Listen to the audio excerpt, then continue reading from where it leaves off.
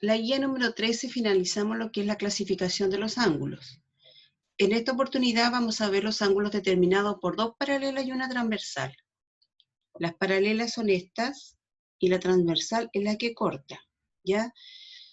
En cada uno, con una medida dice menor a 180 grados, estos ángulos se clasifican según su posición, ya de acuerdo al contenido que van a ver. Se fijan por favor bien en cada una de las definiciones porque va mostrando el nombre de cada ángulo. Ya, por ejemplo, primeramente tenemos los ángulos colaterales, dice son los ángulos que están ubicados al mismo lado de la secante.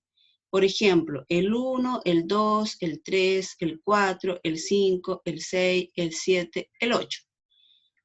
Pero acá, por ejemplo, tenemos que el ángulo 1, el ángulo 3, el ángulo 6, el ángulo 8 miden exactamente lo mismo. Si yo digo que el ángulo 1 mide 130 grados, el 3, el 6 y el 8 miden 120 grados. Y puedo decir que el ángulo 2 mide 60 grados, entonces el 2, el 4, el 5 y el 7 también miden 60 grados. ¿Ya? Después tenemos los ángulos internos. Tenemos el ángulo 2, el ángulo 3, el ángulo 6 y el ángulo 7. El ángulo 2 y el ángulo 7 miden lo mismo, el ángulo 3 y el ángulo 6 también.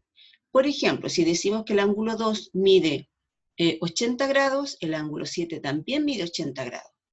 Si el ángulo 3 mide 100 grados, el ángulo 6 también mide 100 grados. Después tenemos los ángulos externos. Los ángulos externos son que están ubicados fuera de las rectas paralelas. Por ejemplo, aquí el 1 y el 8 miden lo mismo, que el 4, el 5 también miden lo mismo. Por ejemplo, si el ángulo 1 mide 130 grados, el 8 también mide 130 grados. El ángulo 5 mediría 50 grados y el ángulo 4 también. Recuerden que aquí el ángulo 1 y el ángulo 5 forman un ángulo suplementario y los suplementarios suman 180 grados, por lo tanto eso lo tienen que tener muy claro.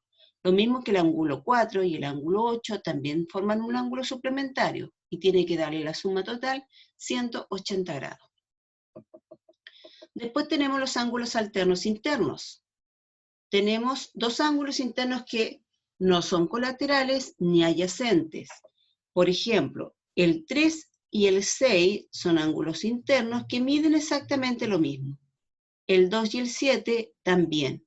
Por ejemplo, si el ángulo 3 mide 150, el ángulo 6 también mide 150. Si el ángulo 2 mide 30 grados, el ángulo 7 también mide 30 grados. Después tenemos los ángulos alternos externos. Son dos ángulos externos que no son colaterales ni adyacentes.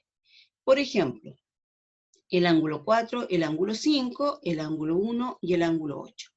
El 4 y el 5 miden lo mismo. Podemos decir que mide 40 grados, por lo tanto el 4 y el 5 mide 40 grados.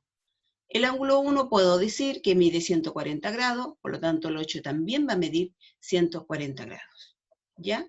Y después tenemos por último los ángulos correspondientes.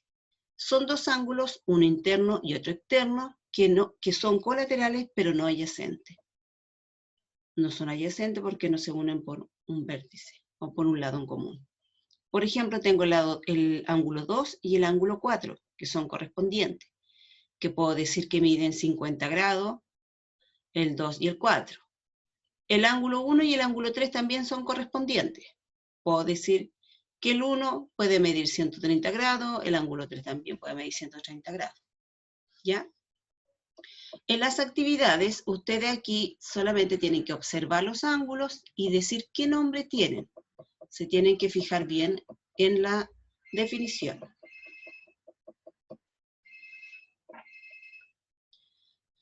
Tenemos, por ejemplo, el ángulo 3 y el ángulo 4. Yo tengo que decir qué tipo de ángulos. Subo a ver mi contenido y digo que el ángulo 3 y 4 son ángulos internos y los escribo ahí.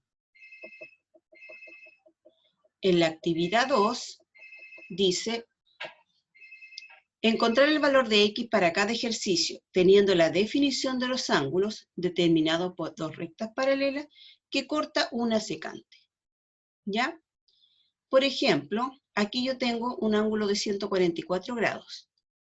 De acuerdo al contenido, yo puedo decir que este ángulo que está aquí, que lo estoy mostrando, va a medir exactamente lo mismo. Y al encontrar la diferencia, aquí se forma un ángulo suplementario, por lo tanto, a 144, ¿cuánto me falta para que me dé 180? Por lo tanto, aquí puedo decir que 36 grados. Tal como está el ejemplo, se van a dar cuenta que aquí se forma un ángulo suplementario. En la parte de abajo también se forma un ángulo suplementario. Aquí tienen que ir agregando el grado que falta. Entonces, donde está la X, el ángulo desconocido, ustedes colocan qué medida debería tener de acuerdo a lo que se ha explicado anteriormente. Revisen bien su guía, léanla bien, vean la definición, los ejemplos, para que puedan resolver su guía sin ninguna dificultad.